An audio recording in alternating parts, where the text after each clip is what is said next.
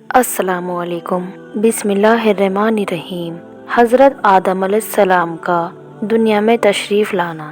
حضرت آدم علیہ السلام جنت میں آرام و عیش سے رہتے تھے، مگر آپ اپنے ہم شکل ساتھی کے نہ ہونے سے اداس رہتے تھے۔ اللہ تعالیٰ نے حضرت جبرائیل علیہ السلام کو حکم دیا کہ جب آدم سو جائیں تو ان کی بائیں پسلی اس طرح نکالو کہ ان کو تکلیف نہ ہو۔ جب آپ سو گئے تو پسلی نکالی گئی اور اللہ تعالیٰ کی قدرت سے اس پسلی کی حضرت حوا علیہ السلام بن گئیں۔ اگر پسلی نکالنے میں تکلیف ہوتی تو مرد کو اپنی بیوی سے اتنی محبت نہ ہوا کرتی۔ حضرت حوا میں وہ سب عادتیں اور خوبیاں موجود تھیں کہ جو عورت میں ہوتی ہیں، جیسے حسن و جمال، شرم و حیا اور محبت و الفت، صبر و شکر وغیرہ۔ حضرت حوا کو جنتی لباس پہنا کر اور خوب سجا کر حضرت آدم کے پاس تخت پر بٹھا دیا، اور اسی وقت حضرت آدم بھی جاگ گئے۔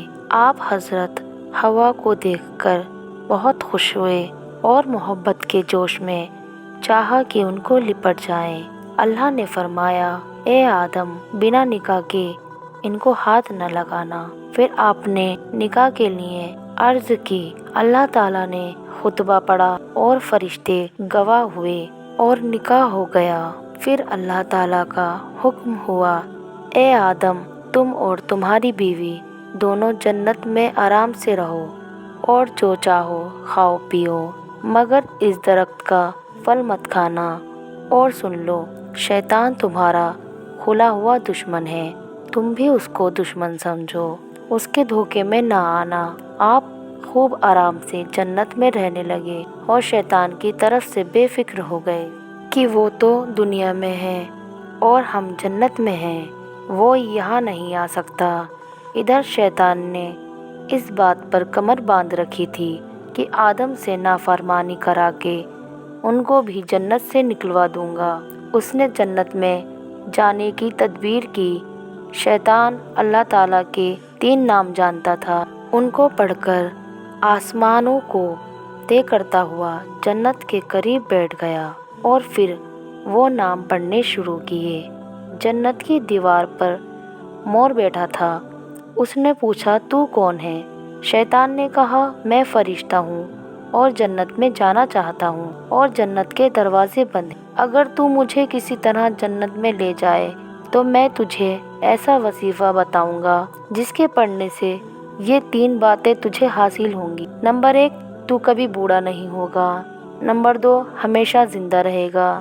نمبر 3، ہمیشہ جنت میں ہی رہے گا۔ مور نے کہا کہ آدم کی وجہ سے کوئی جنت میں نہیں جا سکتا، اور مور نے یہ سب باتیں سانپ کو سنائیں۔ سانپ نے لالچ میں آ کر جنت کی موری میں اپنا سر نکالا اور شیطان سے کہا کہ وہ وظیفہ مجھے بتا دے، میں تجھے جنت میں لے جاؤں گا۔ شیطان نے کہا، پہلے مجھے جنت میں پہنچا دے، پھر بتاؤں گا۔ سانپ نے اپنا منہ کھولا۔ شیطان جھٹ سے اس کے منہ میں گھس گیا اور جنت میں پہنچ گیا۔ مور اور سانپ سے پھر بات بھی نہ کی اور جنت میں ایک طرف بیٹھ کر رونے پیٹنے لگا۔ حضرت حوا نے پوچھا، تو کون ہے اور کیوں روتا ہے؟ اس نے کہا، فرشتہ ہوں اور تمہارے غم میں روتا ہوں، کیونکہ خدا تم دونوں کو ضرور ایک دن جنت سے نکالے گا اور پھر تم مصیبت اور تکلیف میں پڑ جاؤ گے، اس لیے خدا نے تم کو یہ پھل کھانے سے منع کر دیا۔ خدا کی قسم، میں تمہارا خیر خواہ ہوں اور تمہاری ہمدردی سے کہتا ہوں کہ اگر تم نے یہ پھل کھا لیا تو ہمیشہ ہمیشہ جنت میں رہو گے، کبھی نکالے نہ جاؤ گے۔ حضرت حوا کو اس کے رونے اور قسم کھانے سے یقین آ گیا کہ ایسا کون بے ایمان ہوگا جو خدا کی جھوٹی قسم کھائے گا۔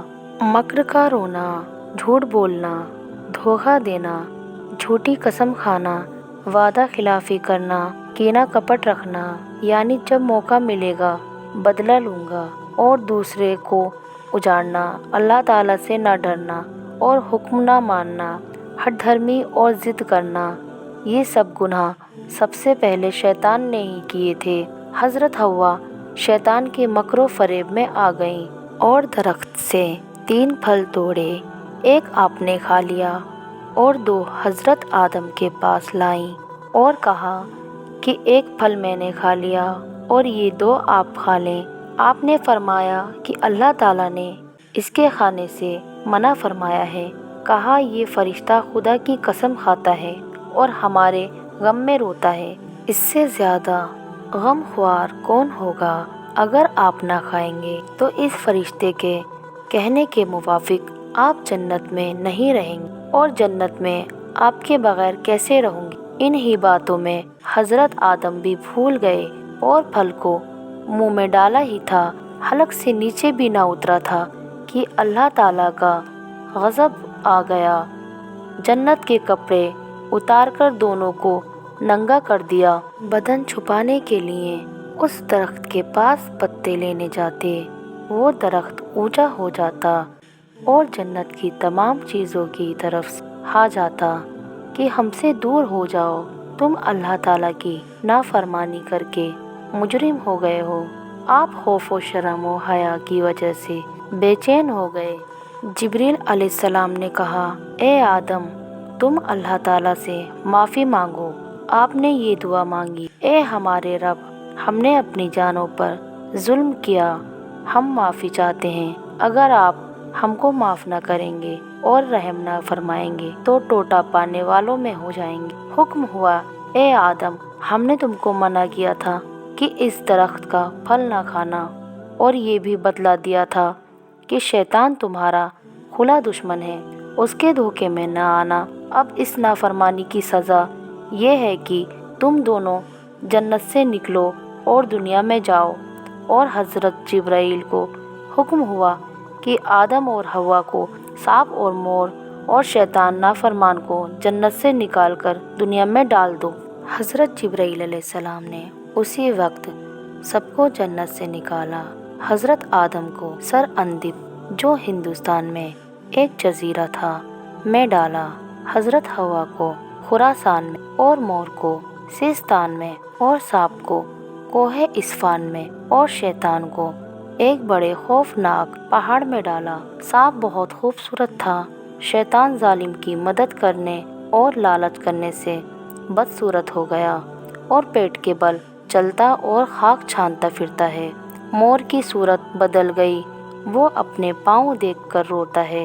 शैतान दुश्मने इंसान को ये सज़ा मिली कि लानत का तोग गले में पड़ा और जो लोग उसकी ताबेदारी करेंगे आखिरत में सबको दोज़ख की आग में झोंक दिया जाएगा। प्यारी बहनों और भाइयों, इस किस्से से सबक हासिल करो, अल्लाह और रसूल की नाफरमानी से बचो और शैतान के मकरो फरेब में मत आओ। किसी अल्लाह वाले की सोबत अख्तियार करो। देखो, गौर कर लो कि नाफरमानी कितनी बुरी चीज़ है। और अगर आप सभी को ये वीडियो पसंद आई है तो वीडियो को लाइक, शेयर और हमारे चैनल को सब्सक्राइब ज़रूर करें। अस्सलामु अलैकुम।